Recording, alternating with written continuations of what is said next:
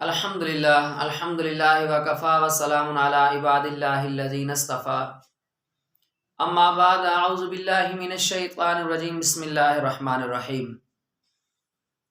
سورۃ البقرہ قرآن کریم کی سب سے بڑی سورت ہے اور یہ بہت سے احکام پر مشتمل ہے۔ رسول اکرم صلی اللہ علیہ وسلم نے فرمایا کہ سورۃ البقرہ کی تلاوت برکت ہے اور اس کی تلاوت نہ کرنا حسرت ہے، یعنی بد نصیبی ہے۔ وہ شخص بہت بڑا بد نصیب شخص ہے جو قرآن کریم سورۃ البقرہ کی تلاوت نہیں کرتا۔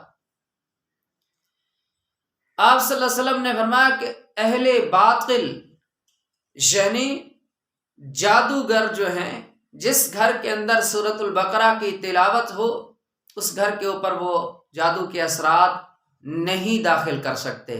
اللہ اس گھر کی حفاظت فرماتے ہیں۔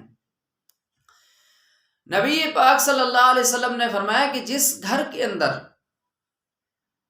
سورۃ البقرہ کی تلاوت ہو اس گھر کے اندر شیطان داخل نہیں ہو سکتا۔ آقا دو جہاں صلی اللہ علیہ وسلم نے فرمایا قرآن کریم میں سورۃ البقرہ جو ہے یہ سنام القرآن ہے۔ ایک مقام پہ ضربۃ القرآن بھی اس کو کہا گیا۔ سنام اور ضربہ کسی چیز کے خاص اور اہم حصے کو کہا جاتا ہے، اس لیے کہ جب سورۃ البقرہ کا جو حصہ نازل ہوتا اس وقت جبرائیل امین کے ساتھ 80 فرشتوں کی جماعت ساتھ ہوتی تھی۔ فرشتوں کے اس جھرمٹ میں جبرائیل امین نبی پاک صلی اللہ علیہ وسلم پر سورۃ البقرہ کی آیات لے کر آتے تھے۔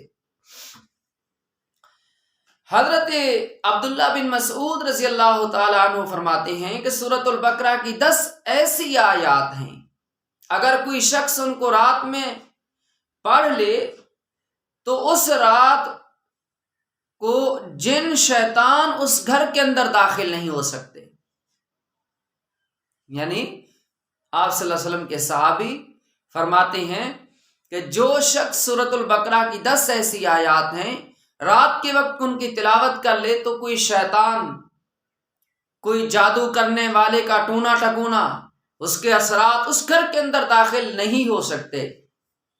اس کے اہل و عیال کو اس رات میں کوئی آفت، کوئی بیماری اور کوئی رنج وغیرہ، کوئی ایسا عمل جس سے ان کو نقصان ہو، اللہ ان کی حفاظت فرما لیتے ہیں۔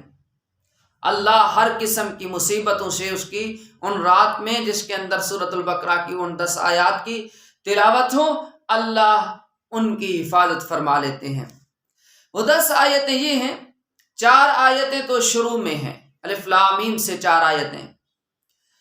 سورۃ البقرہ کی پھر 3 آیات درمیانی، یعنی آیت الکرسی، اس کے بعد 2 آیات، پھر آخر سورۃ البقرہ کی 3 آیات، یہ 10 آیتیں ہیں۔